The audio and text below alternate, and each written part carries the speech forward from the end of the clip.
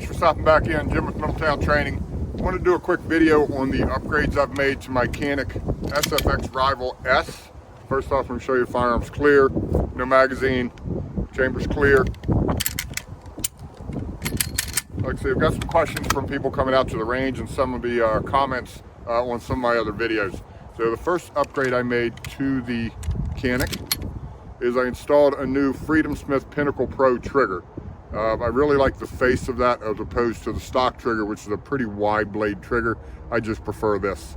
The next upgrade I did was a W74 guide rod, which is a mix of tungsten and stainless steel. Gives a little more added weight out front. Also did from Rune Tactical a 16-pound recoil spring and a 6-pound striker spring. Those upgrades really helped me how I shoot my gun. It allows the gun to stay a little bit flatter than it was in stock form. Even the S frame, the steel, is a little snappy.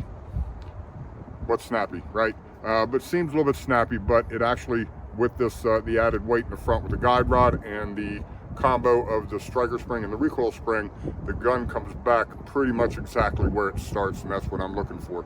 The next, which I think the best upgrade for me, is I upgraded to the Lock Grips G10. I believe they call it Veloce, the palm swells. I have a little bit larger size hands. If you know anything about the Caniks, to me they have a kind of a small grip, and they're pretty narrow and they're flat.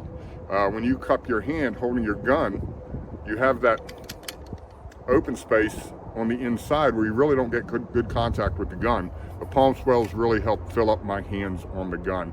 Other than that, those are all the upgrades. I've done about, let me see, a little over 35,000 rounds with those upgrades. Now there are a couple of brands of ammo that it does not like because of that combination. In stock form, it pretty much runs everything. But with this combo, I cannot run defensive rounds. It does not like a flat nose projectile. So most of the defensive rounds out there, or any of your, like some of your 147 grain is more of a flat nose projectile, does not like it, okay? But anything box as far as like Blazer brass, Winchester white box, my Phoenix ammo, Supervel ammo, any of that all runs perfectly fine with it, as long as I don't, my main thing is put too much pressure against the side of the slide as it's running. If I don't do that, it runs reliably all the time. This is not a defensive gun.